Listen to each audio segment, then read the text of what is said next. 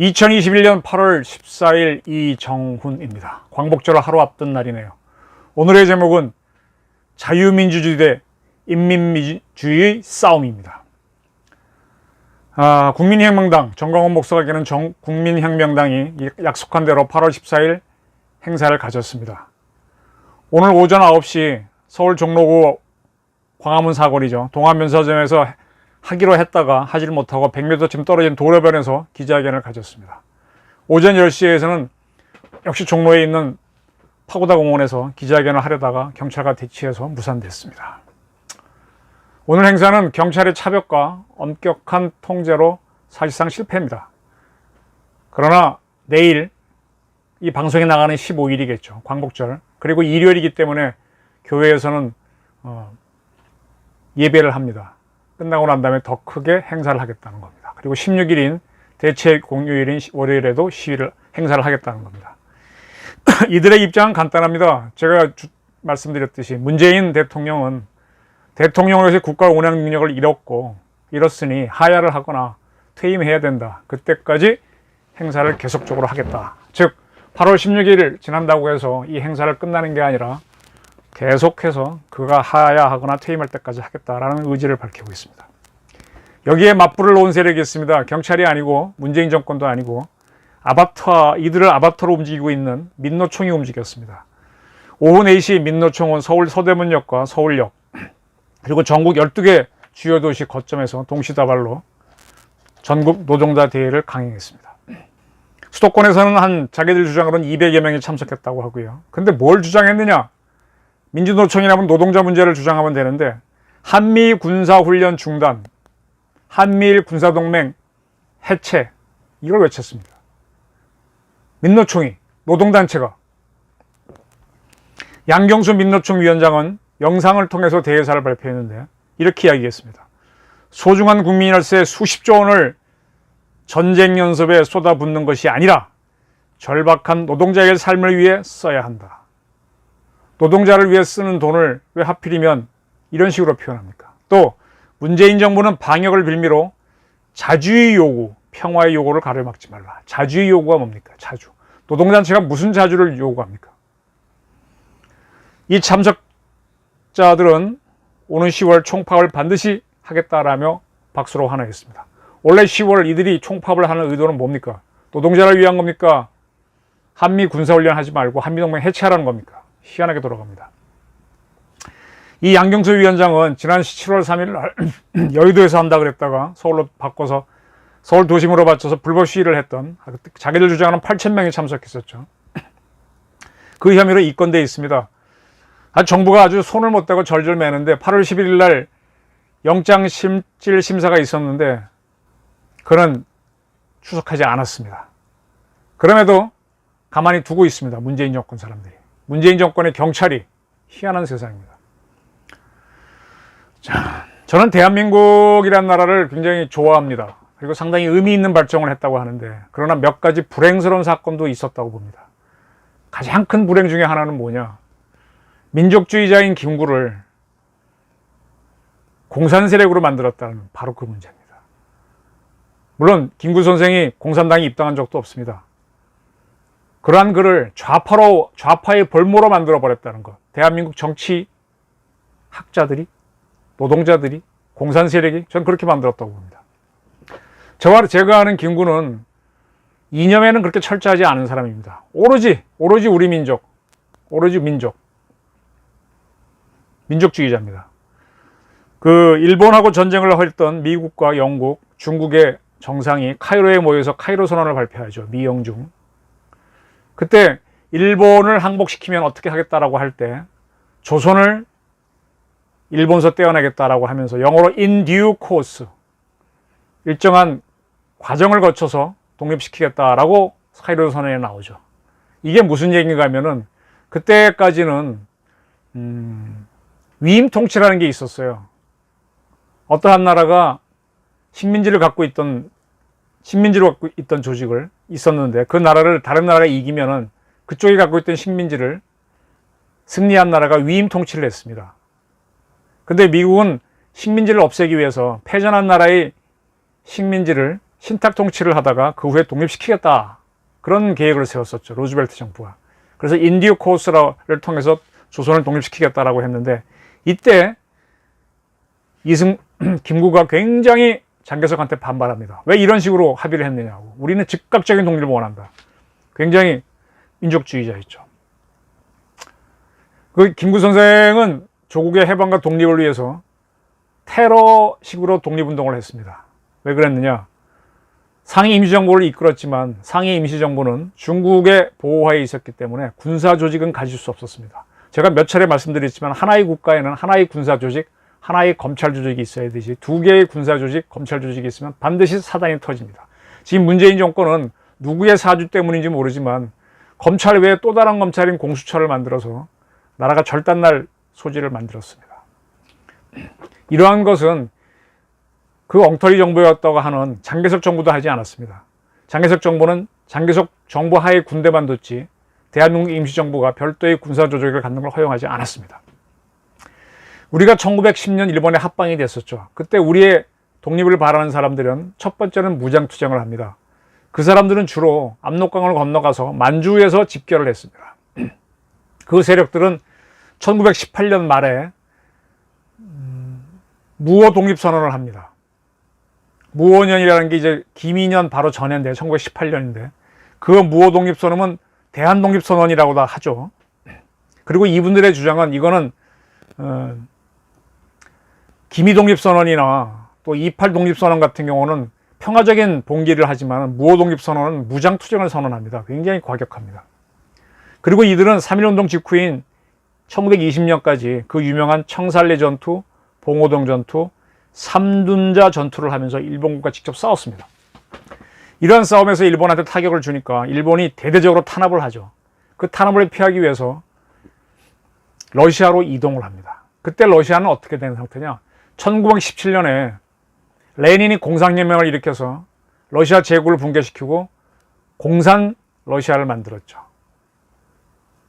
그런 나라로 이동을 하는 겁니다. 이때 이동을 할 때 우리 독립군 세력이 여러 세력이 쪼개져 있었어요. 그걸 다 통합을 해서 대한독립군단을 만듭니다. 그걸 만들었던 사람이 배포 서일 선생입니다. 이 서일에 대해서는 참 아는 사람들이 없는데 굉장히 중요한 인물입니다. 대한독립운동사에서. 서일이 무장 독립 세력을 다 통합했던 겁니다. 그리고 그때 이들은 대한독립을 외쳤는데 이 대한은 상해 임시정부가 만들려고 하는 대한민국과는 별도인 대한제국 독립을 원했던 걸로 저는 봅니다. 무호독립선언도 대한독립선언인데 그 대한도 대한제국이죠. 그래서 이들은 1921년 러시아의 자유시로 옮겨갑니다. 러시아로 들어가면 일본이 공격을 못하니까. 원래 그 정식 명칭은 스보보든입니다. 스보보든이. 여기에는 냉전 시기에 미국과 일본을 공격하는 ICBM이 있던 곳입니다. 소련군에. 그리고 소련의 우주발사센터가 있는 곳이기도 합니다. 스보보든이라는 뜻은 자유로운이라는 뜻입니다. 자유로운. 1917년 러시아가 공산혁명을 하고 난 다음에 이쪽에 뭐 조그만 도시가 있었는데 이 도시 이름을 스보보든이로 바꿨어요. 이름으로. 근데 그걸 우리가 스보보든이가 어려우니까 그냥 자유시라고 우리가 번역해서 불렀죠. 자유시로 들어갔습니다.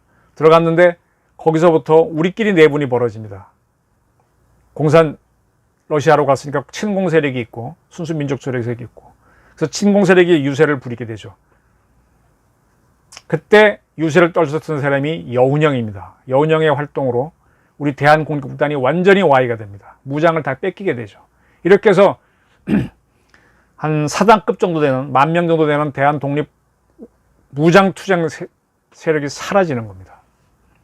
이렇게 이제 대한독립군단을 없애고 난 다음에 1922년 공산 러시아는 우크라이나 그다음에 벨라루스, 캅차크와 합쳐서 소비에트 유니언, 소련을 만들게 되는 거죠. 그리고 소련은 계속해서 자기네 나라 군대만 요구했지 다른 나라 군대는 허용하지 않았기 때문에 소련 지역 내에서 우리의 독립 군사 조직은 만들지 못합니다. 그리고 상해에 있던 우리의 대한민국 임시정부도 역시 중국 장개석의 반대 때문에 무장 조직을 갖지 못하고 윤봉길이나 이봉창 의사를 앞세운 테러 형식으로 독립운동을 하는 거죠. 그럼 그때 김일성이는 빨치산투쟁을 했다는데 그게 뭐냐? 그게 장개석 군대가 통제하지 못하는 지역에서는 중국 공산당 모택동 세력이 있는데 그들이 만들었던 대일본 게릴라 투쟁 조직이 있습니다. 빠르치산. 거기에 중국 공산당원으로 가입해서 그 활동했던 겁니다. 중국 공산당원으로 활동했던 겁니다. 그거를 대단하다고 보는 게 이 땅의 주사파들이죠. 그리고 1940년에 김구가 이봉창, 윤봉길 의거를 통해서 장개석 군대 정부한테 충격을 줬기 때문에 인정을 받아가지고 좌우의 독립운동 세력을 합쳐서 광복군을 만들 수 있게 됩니다. 중국 정부가 동의를 했죠. 그러나 이 광복군은 철저하게 중화민국 군대의 통제를 받아라. 무장하지 말아라. 우리가 필요할 때만 무장해라. 그래서 한 번도 싸우지 못합니다. 그리고 광복군은 전쟁에 참여하지 못하고 해방을 맞게 되죠. 2차 대전이 끝나고 난 다음에 세계가 급변을 합니다. 냉전으로 들어가는데 김구 선생은 오로지 민족주의자였고 국제정치학은 공부를 안 했기 때문에 이 변화를 전혀 감지를 못합니다. 그 시기에 그걸 감지했던 가장 위대한 지도자는 처칠하고 이승만입니다. 처칠이 그 철의 장막 연설 얘기한 건 굉장히 유명한 이야기죠. 연설. 그 다음에 이승만 대통령도 예측을 했었고요. 이승만은 그러니까 냉전이 벌어지면 우리는 어떻게 생존해야 된다. 유엔이 승인한 남한만이라도 단독 정부를 세워야 된다. 북한하고 통일이 어려워진다. 이렇게 예측해서 글로 갔죠. 그러나 김구 선생은 무슨 소리냐. 우리는 하나로 있어야지 하고 민족 단결만 주장합니다. 그러다가 그걸 딱 낚아챈 게 김일성이죠. 남북연석회의 하자 그러니까 김구 선생이 가게 됩니다. 이게 북한에게 이용당하는 김구의 큰 실수죠. 이게 바로 김구 선생 민족주의자가 빨갱이의 볼모가 되는 사건입니다. 바로 이렇게 해서 이러고 나서 돌아왔기 때문에 서북청년단 출신의 암두이 씨가 암살을 하게 되는 겁니다. 제가 몇 차례 말씀드렸지만 암두이 씨 돌아가시기 전에 하루 종일 인터뷰했던 게 저입니다. 월간조선에 쓴 적도 있고요. 김구 선생이 너무 큰 실수를 했다는 겁니다. 이러한 김구를 하나 실수한 게 김구의 큰 미스인데 김일성의 추종자, 김일성의 앞잡이로 만든 게 누구냐? 386. 아니죠. 똥86이죠. 똥86. 똥86 주사파들입니다. 그 자들이 김구 선생을 민족주의자로 내세워갖고 공산주의자로 만들어버린 겁니다. 여기서부터 대한민국 민족 세력이 하면서 약점이 잡히는 거예요. 그러나 김구와 같이 갔었던 조수항 선생은 남북연석회의에 돌아와서 김일성을 격렬히 비난하고 웃기지 말라 그랬는데 이 부분은 똥86들은 얘기 안 합니다. 김구는 거기가 한계였던 거죠. 대한민국의 또 다른 큰 비극은요. 전두환이라는 사람에 대한 혹평입니다. 지금 전두환 씨가 이번에 입원했다고 하는데 전혀 이렇게 긍정적으로나 동정적으로 봐주는 사람이 없습니다. 저는 전두환 씨가 대한민국에 큰 기여를 했다고 보는 기자거든요. 이 양반은 광주 때 발포 명령하고는 아무 상관이 없습니다. 그러한 전두환한테 광주 발표명을 씌워갖고 살인자라고 몰아붙인 게 누굽니까? 그리고 그는 박정희가 실패한 경제를 살려냈고 올림픽을 통해서 우리를 발전시키게 했는데 그 공을 완전히 다 무화시켜버렸어요. 누가? 주사파들이. 이렇게 대한민국에 큰 기여를 한 사람들을 매국노로 몰았기 때문에 우리가 지금 잘 안 풀리는 겁니다. 또 다른 문제도 있습니다. 대한민국을 세운 사람이 이승만입니다. 이승만의 가장 큰 공은 우리는 주권이 없는 백성이었잖아요. 백성을 주권을 가진 국민으로 만들어준 공화국을 세워준 사람이 이승만인데 그 이승만이 많은 역할을 했죠. 건국도 했고 전쟁에서 나라를 지켰습니다. 근데 그가 4.19로 하야를 합니다. 때문에 독재자가 됐습니다. 그 하나 때문에 그 앞에 있는 모든 공이 부정되고 있습니다. 김구가 마지막 하나 때문에 부정되듯이. 박정희는 대한민국을 유사일의 농업국가를 산업국가로 바꾼 위대한 대통령입니다. 근데 그는 자기의 동양인 김재규한테 암살당합니다. 역시 독재자로 낙인 찍혀있죠. 그러한 박정희에 따른 박근혜는 대한민국 역사상 처음으로 탄핵을 당했습니다. 독재자로 낙인 찍혔죠. 이렇게 대한민국 발전에 큰 기여를 했던 사람들이 독재자로 낙인 찍혀 있는 것이 대한민국에는 큰 불행이고 대한민국을 뒤집으려는 전복 세력한테는 호재로 사용되고 있습니다. 그 자들은 그것만 떠들어서 그것만 보이게 합니다. 그 앞에 있던 것은 다 가려지게 하죠. 대한민국의 또 다른 큰 불행은 무엇이냐? 노동단체로 있어야 되는 민노총이 정치활동을 하고 한반도 문제에 개입한다는 사실입니다. 아까 양경수 위원장 영상 메시지 읽어드렸죠? 다시 한번 보여드릴까요? 소중한 국민 혈세 수십조 원을 전쟁 연습에 쏟아붓는 것이 아니라 절박한 노동자의 삶을 위해 써야 한다. 문재인 정부는 방역을 빌미로 자주의 요구, 평화의 요구를 가로막지 말라. 노동단체가 무슨 자주를 이해하고 평화를 이야기합니까? 이렇게 오염되어 있습니다. 왜 노동단체가 정치 투쟁을 하고 한반도 이념 문제에 개입합니까? 노동당입니까? 이 얘기를 아무도 못하는 거예요. 저자들은 마음대로 떠드는데. 또 하나, 이 자들이 남노당인지 아닌지 한번 봐야 되는 겁니다. 이 문제는. 대한민국 교사 노동조합인 전교조가 그러면 교사 노동자 조직으로 활동하면 되는데 왜 이념 문제를 건들고 대한민국 건국을 건드냐 이거예요. 이거 이념단체죠. 고유의 의미를 방기하고 북한의 이중대가 돼주고 있는 이 노동조작의 준동을 허용해준 대한민국 국민들이 저는 바보라고 봅니다. 이용당하고 있는 거죠.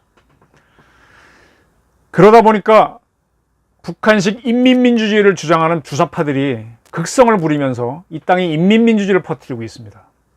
그리고 이 자들은 민족주의를 내세워서 외세배격을 주장하면서 한미동맹 와해를 주장합니다. 노동단체가 한미동맹 해체를 요구하고 북한과 공조하라 그러는데 지금 세계적으로 해체되어 온 거는 공산 세력이란 걸 이들은 말하지 않고 우리 국민들은 그걸 못 보고 있습니다. 이들은 한을 선동하고 있어요. 한이 우리의 고유 정서랍니다. 그렇게 맨날 우리는 억울하게만 살았나요? 그 한을 맺힌 거는 누구 잘못입니까? 보수 세력 잘못입니까? 근데 그걸 글로 화살을 돌려서 자꾸 뒤집으려고 합니다. 그래서 이들이 많은 민중의 선동을 이용해서 권력 잡으면 자기가 독재합니다. 이렇게 되면 미국이 떠나겠죠. 미국이 떠나면 우리가 잘 될까요? 지금 아프가니스탄에서 미군 빠져나가니까 탈레반이 카불을 점령해 들어오고 있습니다. 아프간 국민들이 좋을까요? 미국이 지금 홍콩 문제 중국과의 대립이 심하다 보니까 더 이상 개입 못하고 있는 사이에 홍콩 민주화 세력은 철저하게 당하고 있습니다. 힘듭니다. 미국이 못 들어가니까. 미국이 빠져나가는 월남이 공산화된 건 다 아시는 거고요. 지금 미얀마 사태가 시끄러운데 미국은 거의 개입할 여지도 없고 의사도 없습니다. 미얀마에서 어떤 사태가 벌어져도 아무도 개입 안 합니다. 한국도 안 합니다. 미국이 빠져나가면 한국 문제 개입해 줄 나라도 없어요. 근데 자꾸 미국 나가라고 하는 사람들이 있어요. 그 자들을 왜 용인하고 계십니까? 소말리아, 아프리카 지역에서 미국이 개입 안 한 지역이 얼마나 개판인지는 아시죠? 사람 사는 게 어떤지. 근데 아주 우린 너무 쉽게 미국 나가라 그럽니다. 또 미국이 나가면 미국이 무책임했다고 비난합니다. 이건 정신병이에요. 이렇게 얘기하는 거예요. 권력 잡고 싶은 세력들이 자꾸 국민을 선동합니다. 한을 이용해서. 그 한은 미국이 준 것도 아닌데. 미국도요, 지켜야 할 이유가 있어야 지켜줍니다. 미국이 빠져나가면 과연 우리는 번영을 자신할 수 있나요? 제가 보기에는 미국 빠져나가면 일본이나 유럽도 번영 자신하기 어렵습니다. 자, 이제 오랫동안 세계는 군주정을 하다가 공화정으로 지금 이전이 됐죠. 근대화가 됐죠. 그리고 난 다음에는 공화정만 하면 잘 살 줄 알았는데 새로운 대결이 벌어졌습니다. 공화정 하나에서의 자유민주주의 세력하고 인민민주주의 세력이 다투는 겁니다. 이게 냉전입니다. 자유민주정은 뭐냐? 인간에게 자유를 보장해서 경쟁을 시켜갖고 생산력을 높이자는 거예요. 그래서 더 경제가 좋아야 자유가 된다 이렇게 보는 거죠. 막스가 얘기한 대로 경제라고는 하부 구조가 변해야 정치라고는 상부 구조가 변한다. 그거대로 움직이는 게 자유민주주의 세력입니다. 공산 세력은 막스가 그렇게 얘기했음에도 불구하고 경제개발은 얘기 안 하고요. 이미 벌어놓은 거 뺏어갖고 똑같이 나눠 쓰자는 겁니다. 그럼 경제가 와야 돼서 전부 다 가난의 보편화가 됩니다. 바로 이렇게 인민민주주의는 더 많은 사람을 위할 수 있는 것 같지만 사회를 몰락시키기 때문에 지금 미국은 물론이고 중립국가인 스위스에 가도요. 인민민주주의를 하다가 적발된 사람들은 언론이나 교사는 못합니다. 공무원도 못합니다. 지금 대한민국에서 지금 윤미향 씨의 남편이라든지 이번에 충북 간첩단 사건을 일으켰던 사람들이 다 인터넷 언론을 하고 있었습니다. 지금 우리는 이 자유민주정을 시키려면 언론이 왜 중요하고 교사가 중요한지 매우 중요한 건데 이쪽으로 인민민주주의 세력들이 막 들어오고 있어요. 왜? 자유주의라는 이유로. 그러나 미국이나 유럽도 이건 함부로 허용 안 합니다. 물론 프랑스에 진보적인 매체가 있는 건 맞습니다. 우리나라도 한겨레나 경향 같은 진보적인 매체가 있지만 그러나 친공적인 매체는 함부로 못 나옵니다. 근데 우리는 이게 허용되고 있다는 게 큰 문제입니다. 자유민주주의는 그것까지 허용하는 게 아닙니다. 우리의 시스템, 생산성, 시장경제하고 자유민주주의를 지키는 것이지 마음대로가 아닙니다. 이걸 놓치고 있습니다. 그래서 인민민주주의는 어떻게 하자는 거냐? 자유민주주의에서 경제적으로 불리한 게 가난한 프롤레타리아잖아요. 그 사람들이 권력을 잡고 계속 가야 되니까 독재를 해야 된다는 겁니다. 근데 하다 보면은 프롤레타리아를 이끄는 공산세력만 독재를 하게 되죠. 북한이 대표적입니다. 북한은 더 나가서 세습까지 하고 있어요. 다시 군주정으로 갔습니다. 그럼 우리가 그럼 북한을 해방시키는 쪽으로 가야 되는데 북한이 우리를 해방시킨데 그 자들이 인민민주주의를 막 퍼뜨리고 한미동맹 와야 하라 그러는데 찍소리도 못해요. 우리나라 국민들, 제 방송 봐주시는 이분들도 그렇고. 자유민주주의는요, 결국은 부르주아들이 합니다. 프롤레타리아들이 하기 어렵습니다. 왜냐? 프롤레타리아들은 그날 먹고 사는 게 급해요. 주권은 갖고 있지만은 생계 문제가 급합니다. 부르주아는 생계 문제를 푼 사람들이에요. 그 여유가 있을 때 정치를 할 수 있고 문학도 즐기고 하는 거죠. 정치를 할 수 있는 겁니다. 나눠줄 수가 있는 겁니다. 있는 것이 있어야 나눠지죠. 근데 자꾸 프롤레타리아로 가자 그럽니다. 말은 맞죠. 근데 그분들은 아직은 피통치차에 가까운 겁니다. 요 미미한 차이를 감지 못하고 끌려 들어가면 속는 겁니다. 똥팔육한테. 자, 저는 윤석열과 최재형 씨의 출마 선언문 봤을 때 둘 다 자유민주주의를 확실히 하겠다는 걸 봤습니다. 감사하더라고요. 그런데 이 인민민주주의 세력들이 지금 이 곳곳에 숨어 있는데 특히 문재인 대통령 그늘 아래 많이 숨어 있습니다. 굉장히 많이 숨어 있고 지금 전국 지방자치단체가 민주당 1세기잖아요. 그 밑에 굉장히 숨어 있습니다. 그들과 싸우겠다는 주장을 강하게 안 해줬어요. 그게 좀 유관입니다.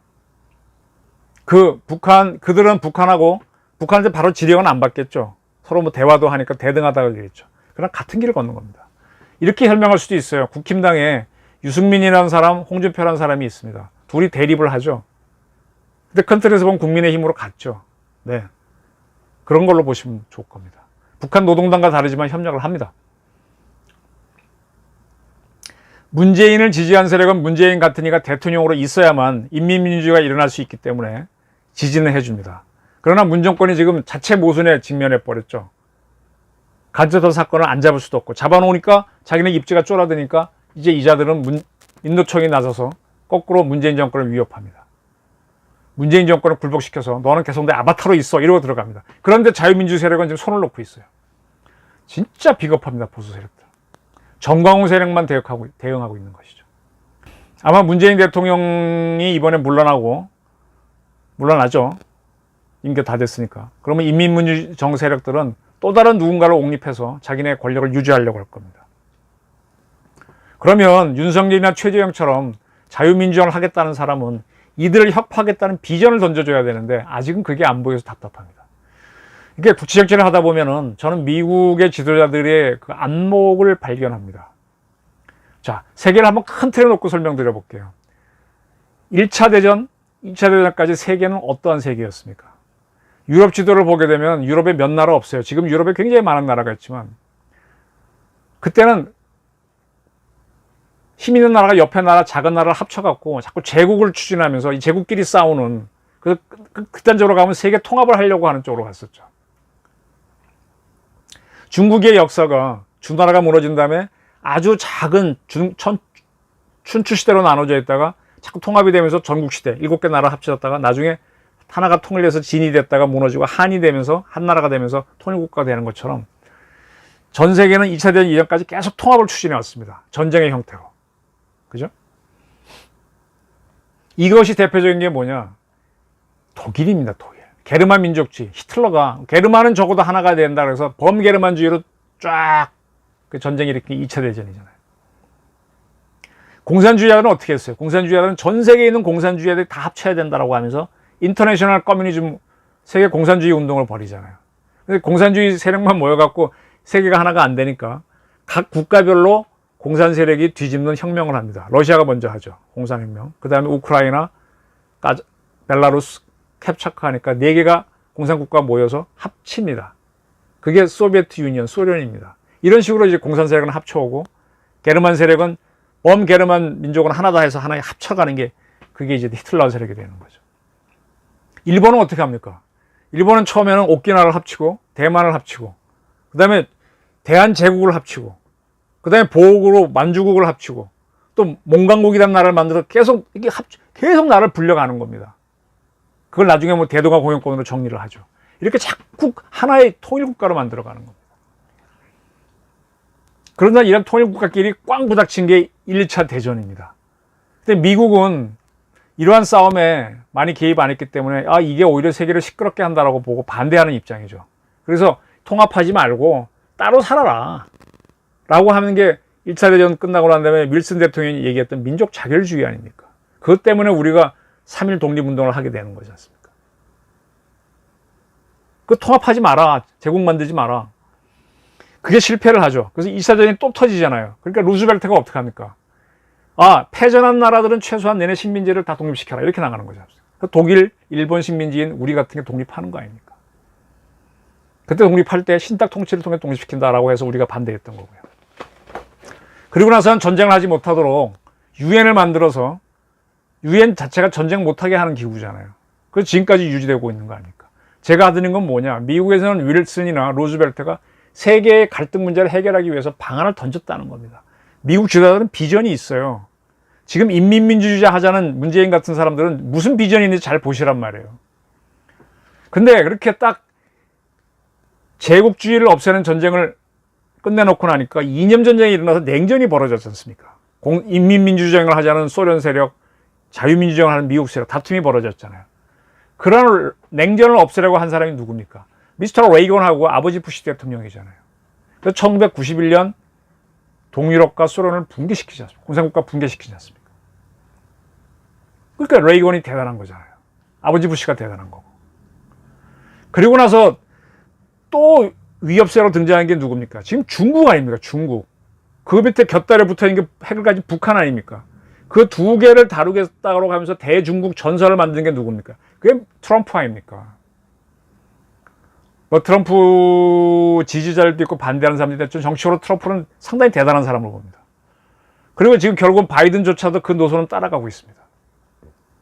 미국 지도자는 이렇게 세계적인 문제를 바라보면서 바꾸는 노력을 했어요. 그러나 미얀마 문제, 월남 문제, 홍콩 문제에서는 힘이 안 되면 빠져나오기도 합니다. 우리한테 또 빠져나가면 우리도 무너질 수 있습니다. 그럼 우리나라에서는 대통령 되겠다고 하는 사람들은 대한민국의 모순을 바꾸겠다는 비전이 있느냐? 아까 이승만은 백성을 국민으로 바꾸고 박정희는 산업국가를 바꾸고 전두환은 중흥을 시키는 이런 비전들이 있었는데 그걸 다 독재자로 모은 게 인민민주주의 세력이지 않습니까? 근데 서구는 저렇게 공화정으로 바꿔올 때 시민혁명, 프랑스 대혁명, 명예혁명, 미국 독립혁명 피로써 이렇게 군주정을 만들어 왔는데 우리는 이승만이 정말 간단하게 순간적으로 백성을 국민으로 만들어줬기 때문에 이승만 덕을 몰라요. 그래서 나중에 하야한 것 때문에 독재자라고만 욕하는 게 큰 불행입니다. 서구는 대항해를 하면서 축적한 상업자본에다가 그걸 가지고 산업자본을 하면서 산업자본은 식민지를 만들어서 시장을 만들고 하면서 온갖 모순을 겪다가 경제를 만들어냈습니다. 우리는 박정희 덕에 일본한테 청구권 잡아봐서 순식간에 세계 G8 수준으로 발전했습니다. 그걸 너무 쉬운 걸로 알기 때문에 박정희를 독재자로 모는 겁니다. 박정희와 이승만은 대한민국을 어떻게 바꾸겠다는 비전이 있던 사람이에요. 근데 그 비전을 모르는 겁니다. 모르니까 독재자라고 비난하는 거죠. 전두환이라는 사람은요, 박정희가 과도한 투자를 해서 모순이 많았죠. 그걸 꽉 틀어지고 퇴임하는 날까지 권력을 안 놓쳤습니다. 지금 5년짜리 대통령은요, 지금 문재인도 지금 힘이 없어요. 그 이전에 박근혜도 힘이 없었어요. 근데 퇴임하는 날까지 힘을 꽉 쥐고 있던 건 전두환입니다. 탁월했죠. 그렇게 해서 박정희의 과도한 투자를 해결했습니다. 그리고 가장 중요한 정권 교체가 할 수 있도록 단임을 실천해 줬어요. 굉장히 어려운 일입니다. 그리고 그에 재임하는 동안에 우리나라 국력은 경제는 3배나 커졌습니다. 박정희도 그렇게 빨리 안 커졌어요. 못 컸습니다. 근데 이런 사람들을 모두 독재자로 모는 게 인민민주주의 하던 사람들이거든요. 또 거기에 동조해버립니다. 꽤 괜찮은 지도자를 나쁜 사람으로 만들면니까 우리가 지금 국력이 못 나가는 거죠. 그걸 하기 위해서 이 인민민주주의 세력들은 광주의 한을 이용합니다. 한을 가진 사람만이 광주에만 있고 호남에만 있습니까? 남도의 한이라고 그걸 이용을 하는 거죠. 한. 그 결과 광주에 대해서는 광주도 지금 비리가 되게 많잖아요. 비난을 못 해요. 그러니까 우리나라 이 원리 원칙이 무너지고 원칙이 무너지니까 광주에서 뭐 광주 민주화운동 했던 사람들은 뭐 보상금 받아도 아무 소리도 못 하고 뭐가 잘못된 거예요. 독재를 할 수 있는 요소가 만들어지는 거 아닙니까? 그 자들이 인민민주화 한 사람들이 붙어갖고 다 빨아먹고 있지 않습니까? 그 결과 탈핵 정책, 반일 정책, 반미 정책을 펼쳤습니다. 어느 정도 지금 국민이 좋아하니까 먹히죠. 근데 그걸 너무 나가면 우리 국력이 손해가 됩니다. 이게 문제가 되니까 문재인 정권도 좌측 깜빡이를 켜고 가다가 오른쪽으로 돌리게 되는 거죠. 이러니까 지금 민노총에 나와서 문재인을 때리고 이렇게 되는 거예요. 그래서 저는 올여름 대한민국은 위태롭고 매우 중요한 시기에 들어간다고 보는 겁니다. 이런 상태에서 대한민국을 바로잡겠다고 하는 우파 지도자라면 적어도 국가 비전을 내놔라. 대한민국에서 인민민주주의형 세력들이 설치는 거는 김정은이가 있는 북한 때문이니까 북한 타도 전략을 내세우거나 김정은 하야 요구서를 발표하라 이거예요. 그리고 그걸 실천할 의지를 보이라 이거예요. 루즈벨트가 했던, 존 우드로 윌슨이 한 것처럼, 레이건하고 아버지 부시가 했던 것처럼, 트럼프가 했던 것처럼 한반도 체제를 변경시키는 그런 대그림을 그리라 이겁니다. 뭐 경제나 살리자는 그 조그만 정책하지 말고. 윤석열과 최재형 같은 사람이 그걸 해줘야죠. 그리고 민주주의는 피 흘려서 지키는 것이지 저절로 되는 게 아니라는 걸 확실하게 가르쳐야 됩니다. 근데 지금 우리나라 국민들은 이렇게 인민민주주의 도정을 하고 있는데도 가만히 있어요. 피 흘려 지켜야 되는 건데 그렇게 안 하고 있습니다. 이승만이 거저줬기 때문에 누가 또 거저주는 줄 알고. 지금 나서는 사람이 전 기독교인은 아닙니다. 그 수많은 보수 세력은 가만히 있고 정광훈 씨가 있기는 교회 조직만 나서고 있어요. 좀 한심합니다. 많은 국민들은 코로나 때문에 못 나가겠다고 문재인 정권이 유도하는 코로나 계엄령에 잘 걸려들어 있습니다. 참으로 국민인 게 부끄러운 시간인 것 같습니다. 또다시 인민민주주의정 5년을 연장해서 대한민국 탄력을 죽여서야 되겠습니까? 자유민주주의하고 인민민주주의의 치열한 싸움이 있다. 대한민국은 아직도 냉전이 끝나지 않았다. 냉전을 끝나기 위해서 뭘 택해야 되는지 한번 생각해 주시기 바랍니다. 감사합니다.